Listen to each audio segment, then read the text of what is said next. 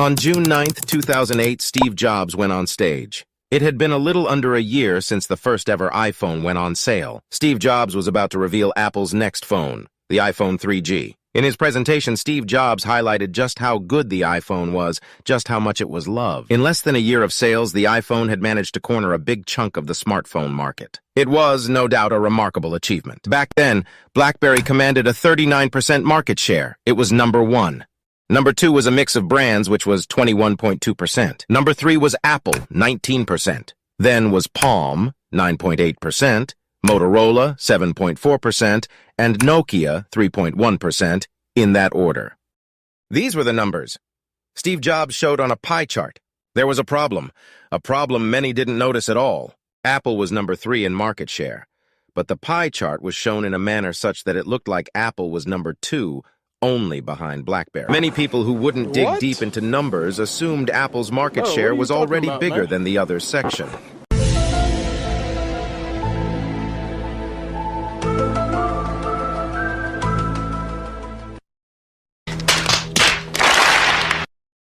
Lies, maybe, maybe not. Misleading, yes, 100%. Not one-off. If it was just that example, it could be ignored. Around 2014, iPad sales were declining quarter after quarter. CEO Tim Cook went on stage at one of Apple's keynote presentations and showed a graph. The cumulative sales of the iPad. The graph showed how the total iPad sales were increasing. Regardless, it was all still increasing. Looked pretty positive. What many investors of Apple stock demanded to see was the quarter-on-quarter sales. That was declining. Worrying. Many analysts and investors felt that this was the correct graph to show. They've done something like this with iPhone sales, too. In fact, if you look at Apple's keynote presentations through the years, this is common. Are they lying? Nope, not really. But they are doing something that probably should not be done. By the way, it might seem Apple is the biggest culprit here. No, not true. This is just an example. There are many who do this. There's a famous quote. That is, there are 3 types of lies: lies, damned lies, and statistics. Most common tricks. There's outright lying. That is illegal. That can land you in trouble. But there are gray areas. You can speak the truth, but in a manner that hides something. That you may be able to get away with. There are so many ways different people, companies, organizations, the media, and several others use statistics to get what they want. One common trick is to use the wrong baseline. Let's take the example of the number of cloudy days in a year. Say earlier it was 60% and now it is 80%, an increase by 20%. If you drew the correct graph, it would look like this. But if you wanted to show that the increase was massive, you could start the vertical axis from 50 instead of 0. Now the increase can look dramatic and worrisome, even though you're technically not lying. Take averages. If someone wanted to mislead about the wealth of a poor village, they could just show averages with a few very rich people. Let's say the village has 100 people.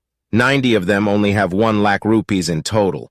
But the other 10 people have 1 crore rupees each. What's the average wealth of the village? 10.9 lakh rupees.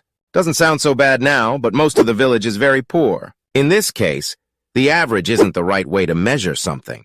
Another trick is correlation. Just because 2 graphs look like they are similar doesn't mean there's a relation between them. Interesting fact. It was found in one case that ice cream sales directly correlated with the number of shark attacks in a certain region. That doesn't mean one is causing the other.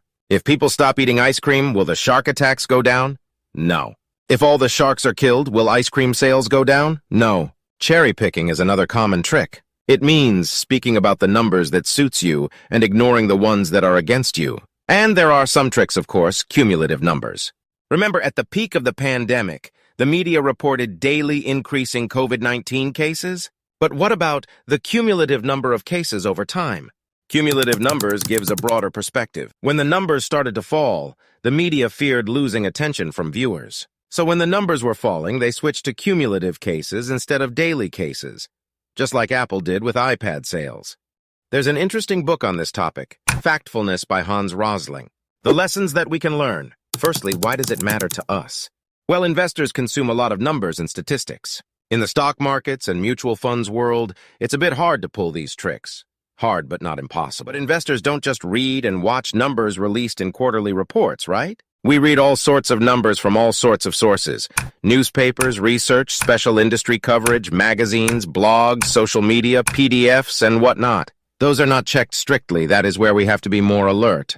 Even in official reports of all kinds, we have to be alert. This is exactly why if you rely on certain metrics and ratios to judge an investment, you can land yourself in trouble.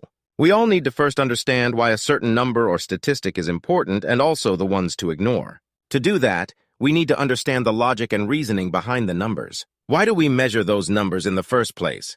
We need to understand that. The above listed methods of misleading with numbers are just a few.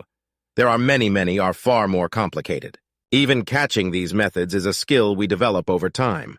What other ways have you observed numbers being misused? Comment down below.